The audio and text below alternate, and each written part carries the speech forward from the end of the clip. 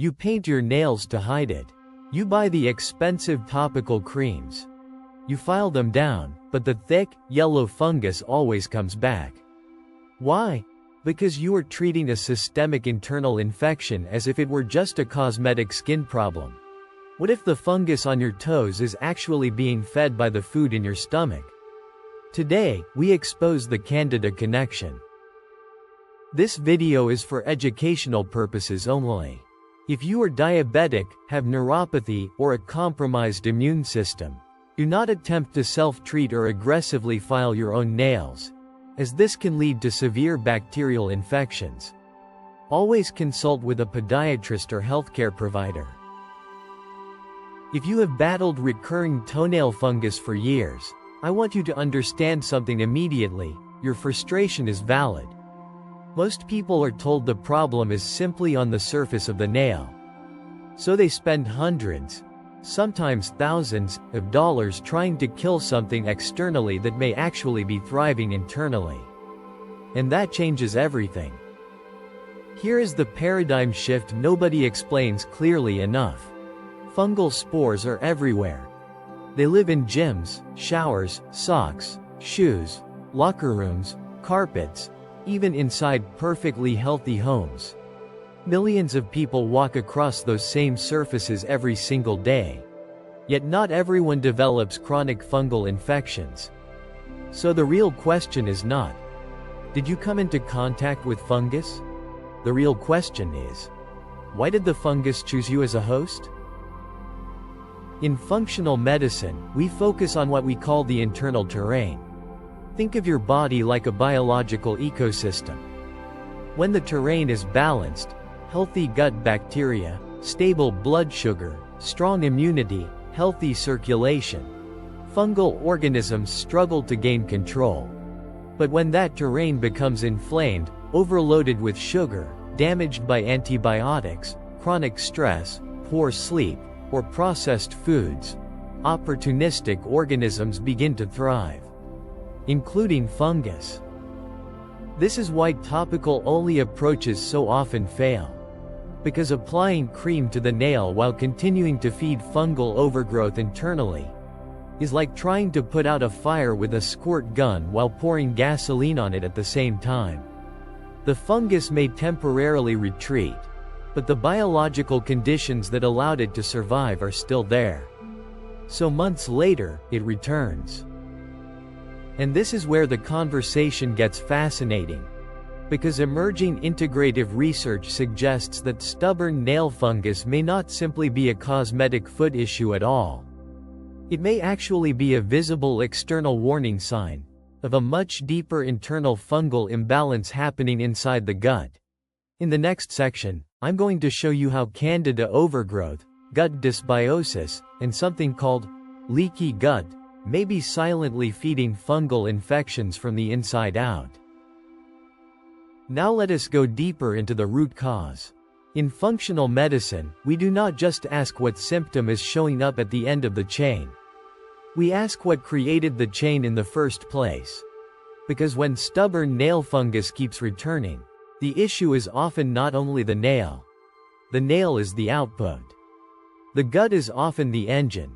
And one of the most important players in this story is a yeast called Candida albicans. Candida is not some alien invader. In small amounts, it can live peacefully in the human gut as part of the normal internal ecosystem.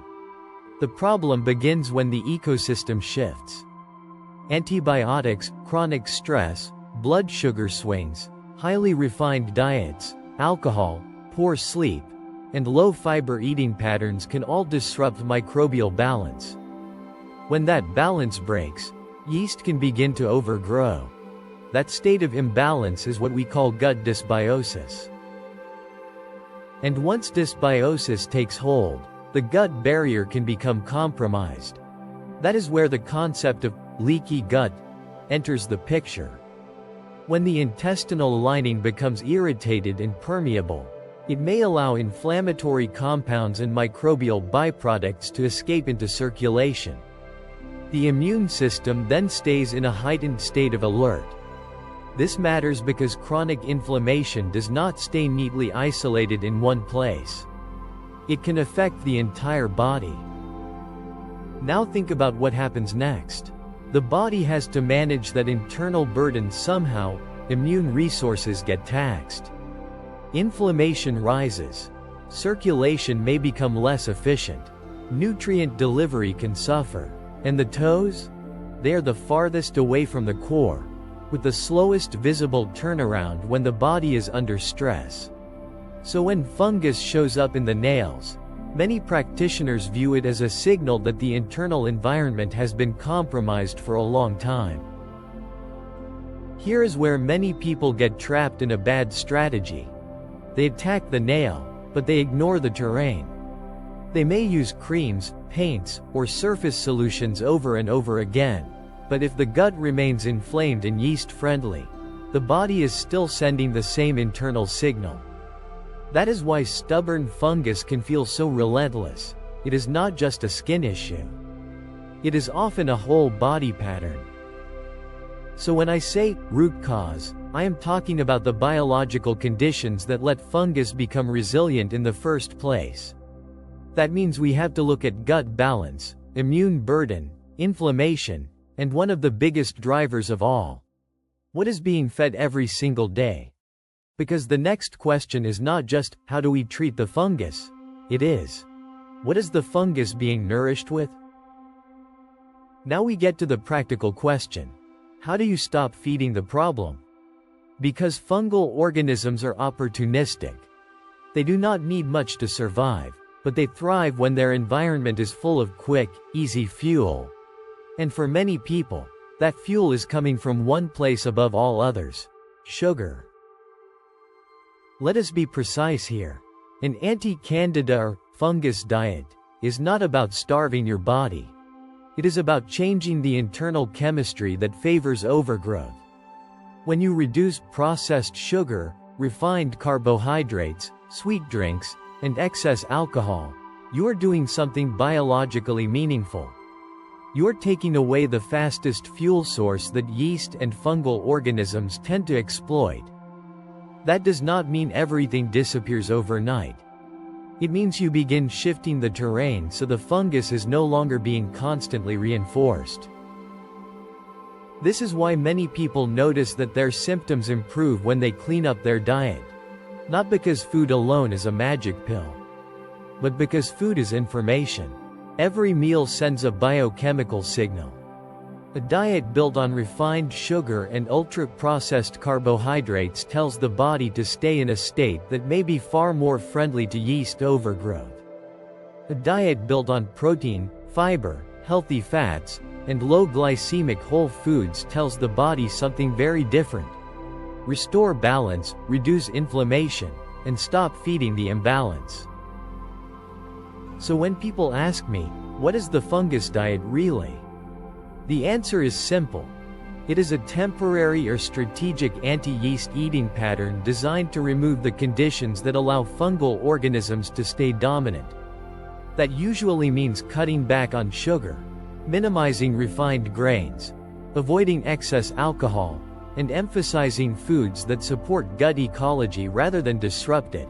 This is not punishment. It is environmental control. And that matters because when you stop giving the yeast a constant buffet, you are no longer fighting the fungus at the surface alone. You are changing the internal supply chain. And once the supply chain changes, the body finally has a better chance to restore balance from the inside out. Here is another reason fungus can feel so stubborn. It does not always live exposed and vulnerable. In many cases, microorganisms can organize themselves into protective communities known as biofilms.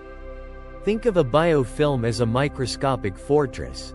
It is a slimy defensive matrix that can make fungi and other microbes harder for the immune system, and harder for many treatments, to reach effectively. That is one reason people can treat the surface of the nail again and again, yet still feel like they are getting nowhere. So the real strategy is not just kill fungus.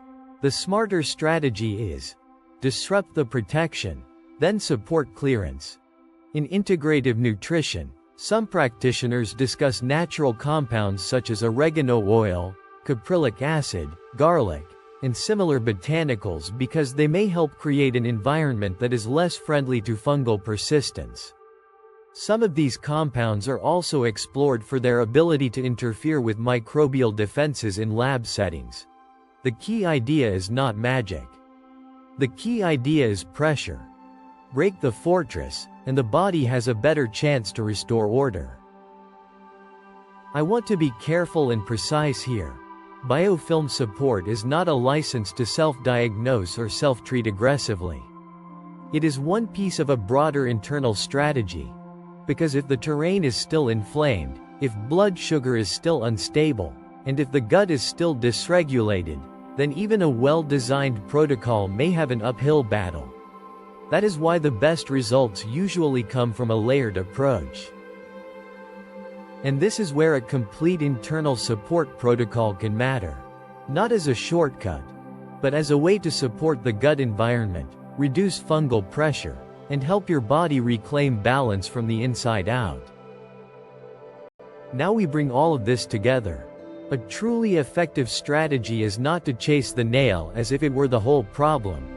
It is to support the entire internal environment, your gut, your immune system, your blood sugar balance, and your daily exposure load. So the body is no longer giving fungus the same advantage it had before. Fungal nail infections can be slow to clear, and it may take many months before a nail looks normal again, even when treatment is working. And this is exactly where I want to be careful and responsible. If you have diabetes, neuropathy, poor circulation, or immune compromise, you should not rely on an internet protocol or self-file aggressive nail work.